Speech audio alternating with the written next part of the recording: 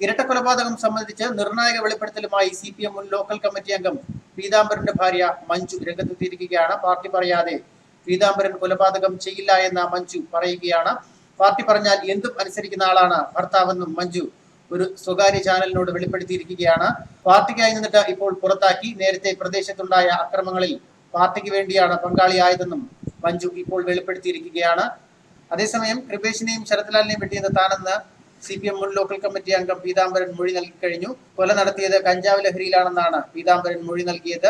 മൊഴികൾ വിശ്വസിക്കാതെ ചോദ്യം ചെയ്യുന്ന പോലീസിനെ കുഴപ്പിച്ച പ്രതികൾ മൊഴികൾ ഒരുപോലെ ആവർത്തിക്കുകയാണ്. പ്രതികളുടെ നീക്കം അന്വേഷണത്തിന്റെ ദിശ തിരിച്ചുവിടാനുള്ള ശ്രമമാണെന്നാണ് പോലീസിന്റെ നിഗമനം. പ്രതികൾ അന്വേഷണവുമായി സഹകരിക്കുന്നില്ല. പ്രതികളുടെ ചോദ്യം ചെയ്യൽ തുടരുകയാണ്. തെരഞ്ഞെടുപ്പ് എടുത്തതുകൊണ്ടാണ് പീതാംബരനെ പാർട്ടി തള്ളിപ്പറഞ്ഞതെന്ന് പീതാംബരന്റെ മകൾ ദേവിക കുറ്റപ്പെടുത്തി. മുഴുവൻ കുറ്റവും പാർട്ടിയുടേതാണ്. പാർട്ടിക്ക് ചീത്തപ്പേരുണ്ടാകാതിരിക്കാനാണ് തള്ളിപ്പറഞ്ഞത്. പാർട്ടിക്ക് വേണ്ടി ചെയ്തിട്ട് ഒടുവിൽ ഒരാളുടെ പേരിൽ മാത്രം കുറ്റമാക്കിയിട്ട് പാർട്ടി കൈയൊഴിഞ്ഞുവെന്നും ദേവിക പറയുന്നു. അതേസമയം ഇരട്ടക്കൊലപാതകത്തിൽ അറസ്റ്റിലായ CPM മുൻ ലോക്കൽ കമ്മിറ്റി അംഗം A. പീതാംബരനെ ഇന്ന് കോടതിയിൽ ഹാജരാക്കും.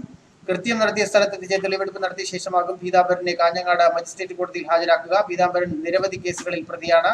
മൂരിയനം മഹേഷ് കൊലപാതക കേസിലും പ്രതിയാണ് പീതാംബരൻ. പെരിയിൽ വാദ്യകലാ സംഘം ഓഫീസും വീടും കത്തിച്ച കേസിലും പ്രതിയാണ് ഇയാൾ. നേരത്തെ പീതാംബരനെ ആക്രമിച്ചെന്ന കേസിൽ പ്രതികളായിരുന്നു കൊല്ലപ്പെട്ട യൂത്ത് കോൺഗ്രസ് പ്രവർത്തകരായ കൃപേഷും ശരത്ലാലും. കൃപേഷ് ഉൾപ്പെടെയുള്ളവരെ ക്യാമ്പസിൽ വെച്ച് ആക്രമിച്ചതുമായി ബന്ധപ്പെട്ട് കോൺഗ്രസ് CPM പ്രവർത്തകർ തമ്മിൽ സംഘർഷമുണ്ടായിരുന്നു. ഈ അക്രമത്തിലാണ് പീതാംബരന്റെ കൈക്ക് പരിക്കേറ്റത്. ഇതിലെ വൈര്യമാണ് കൊലപാതകത്തിലേക്ക് നയിച്ചതെന്നാണ് സൂചന. സംഘർഷത്തിലെ വൈര്യം മൂലം കണ്ണൂരിലെ ഒരു സംഘത്തിന് കൊട്ടേഷൻ നൽകിയാണ് കൊലപാതകം നടത്തിയതെന്നാണ് പോലീസിന്റെ സംശയം. ഇന്നലെ രാത്രിയാണ് പീതാംബരനെ പോലീസ് കസ്റ്റഡിയിലെടുത്തത്. കൊലപാതകങ്ങൾക്ക് ശേഷം കല്ലിയോട്ടെ വീട്ടിൽ നിന്ന് ഒളിവിൽ പോയ പീതാംബരനെ കാസർഗോഡ് കർണാടക അതിർത്തി പ്രദേശത്ത് നിന്നാണ് പോലീസ് കസ്റ്റഡിയിലെടുത്തത്.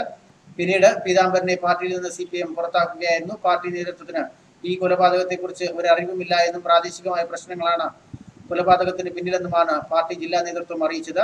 പുതുമ MLA K. കുഞ്ഞിരാമനാണ് പീതാംബരനെ പുറത്താക്കിയെന്ന വിവരം അറിയിച്ചത്. ഈ സംഭവത്തിന് പിന്നാലെ പാർട്ടി തലത്തിലും അന്വേഷണം ഉണ്ടാകുമെന്നും K. കുഞ്ഞിരാമൻ അറിയിച്ചിരുന്നു. ന്യൂസ് ഡെസ്ക് മലയാളി വാർത്ത.